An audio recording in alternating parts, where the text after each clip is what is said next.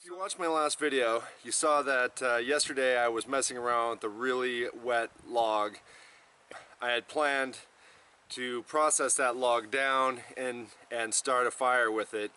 Now I hadn't planned on doing it with that log. I had planned doing a one log fire challenge all along.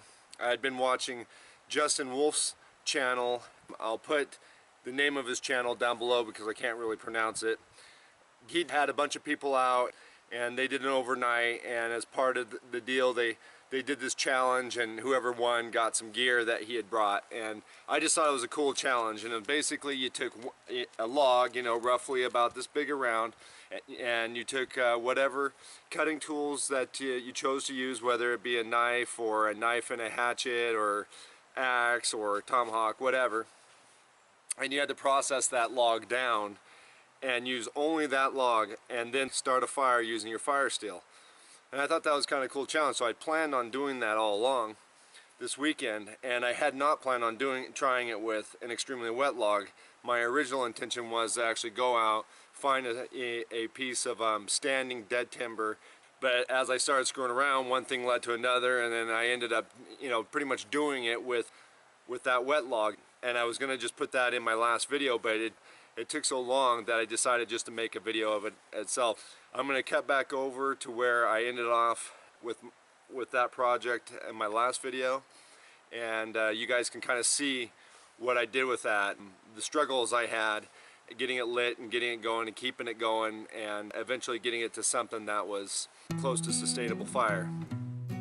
The whole process of building this fire took over an hour, so I decided to narrate it down and just go over the key points.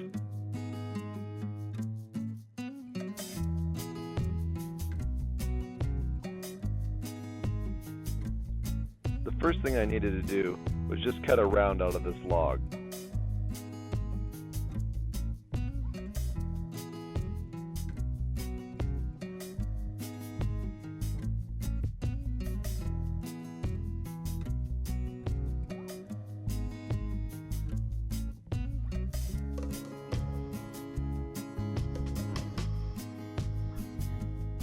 Once the round was cut, I started chopping it into smaller pieces.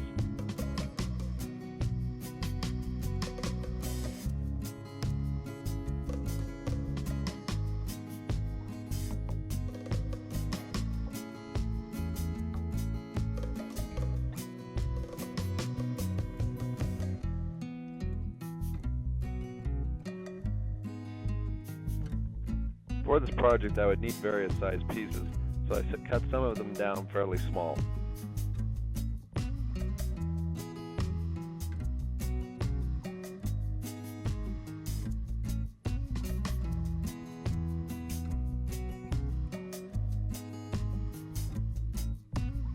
I was beginning in the process of cutting shavings, but I wanted a flat spot to catch the shavings on.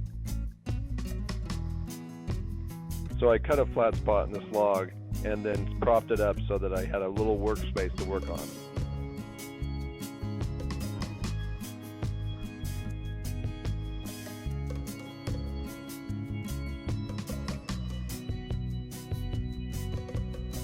With the axe held firmly in place, I lightly ran the piece of wood over the edge to make small shavings that could be lit with a ferro rod. One thing I'd like to point out is I have not sharpened this axe since I purchased it, so it came this sharp.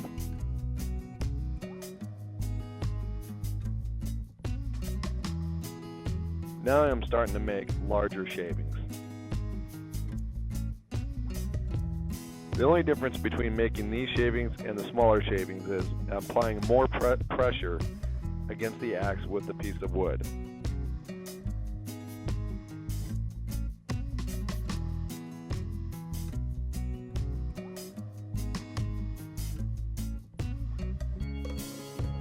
Once I felt I had enough of each pile of shavings, I started to try to light the small pile.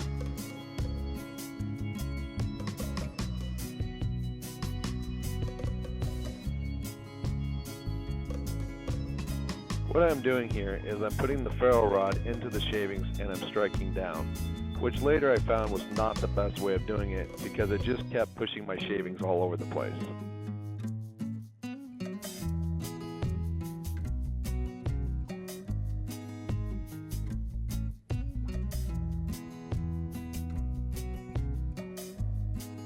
After several attempts though, I did eventually get it to light.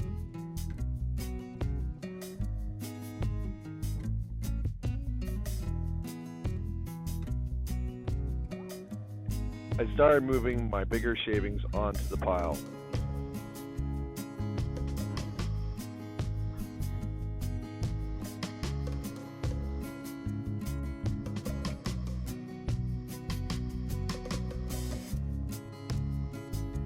Here is where I made my first mistake.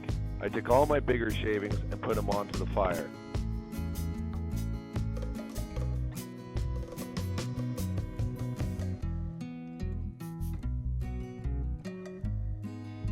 This caused the fire to flame up fast, which I thought was great, so I started putting on bigger pieces of wood.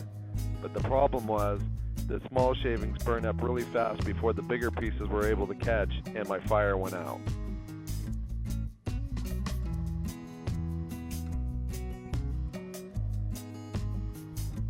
I tried to make a feeble attempt to get the fire restarted with a little bit of the coal that was in there by trying to pick at and put some of the small shavings back on there. But at this time, it was too late. It pretty much was all burned out.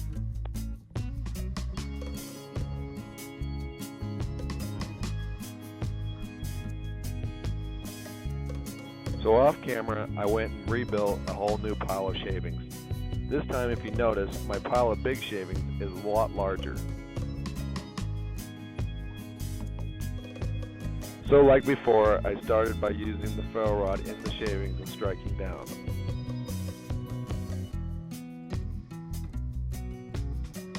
After a while though, I lifted the ferro rod just above the shavings and started spraying them, which worked a little bit better, but I still don't feel it was the best way.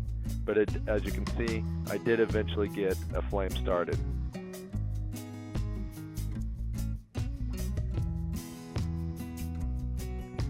Unfortunately, when putting the bigger shavings on, my flame went out. So I started gently blowing on it, hoping that I could work it back into a flame.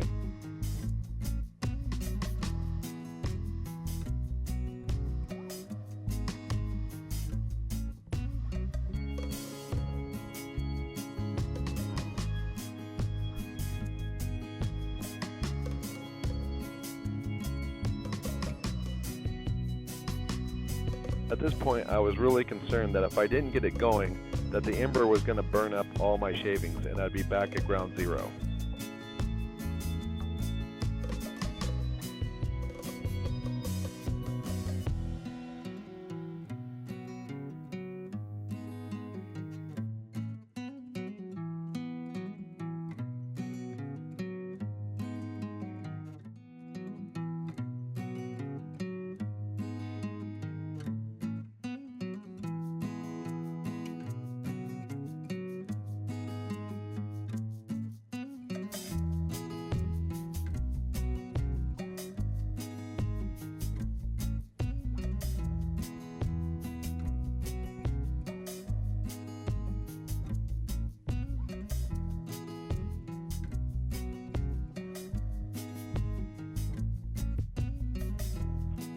It took some serious CPR, but I eventually got a flame back.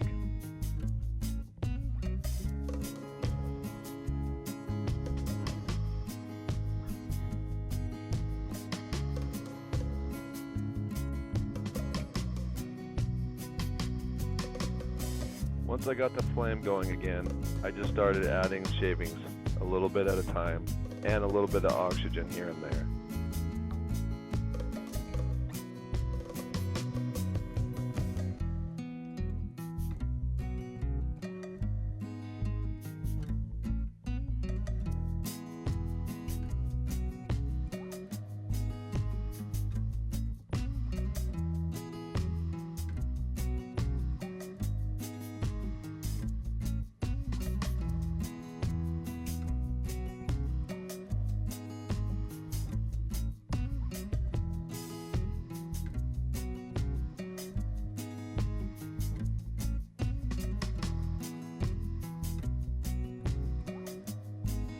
This time, instead of putting my whole pile of shavings on, I just put a little bit on at a time.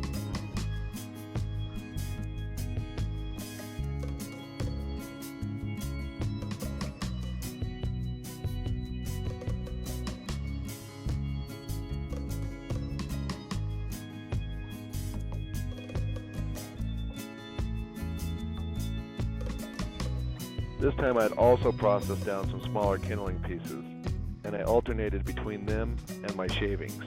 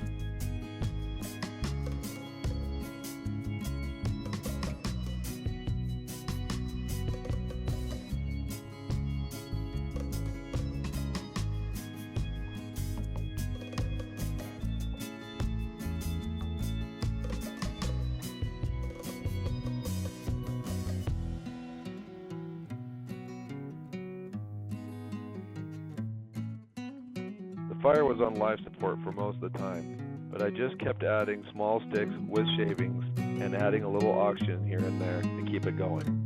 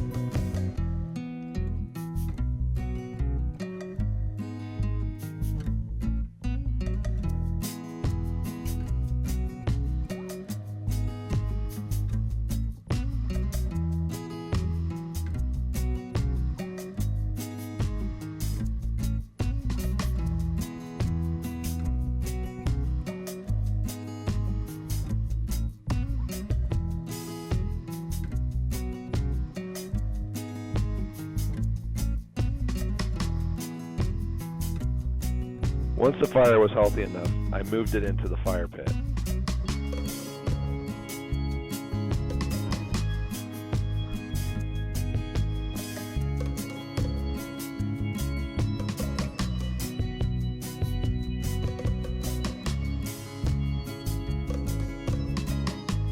From this point, I just continued to add larger and larger sticks until I got the fire fully going.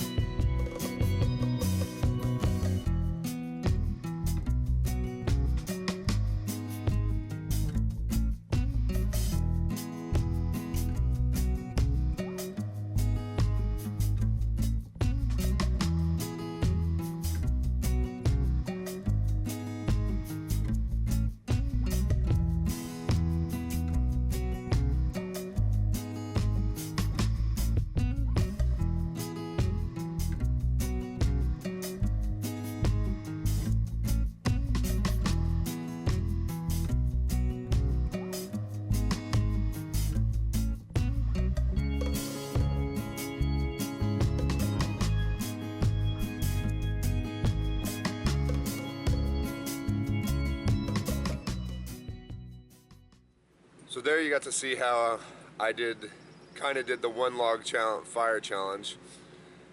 Obviously, if I was competing for time against other people or something like Justin Wolf had going on with the people he had with him, I would have picked a much better log. You know, I would have definitely lost if I would have used that log. It took me a long time to do it, but it was still a great exercise, and I'm glad I did it, and I hope you guys enjoyed it. If you did, please take a moment to like, comment, or subscribe, and I'll see you in the next video.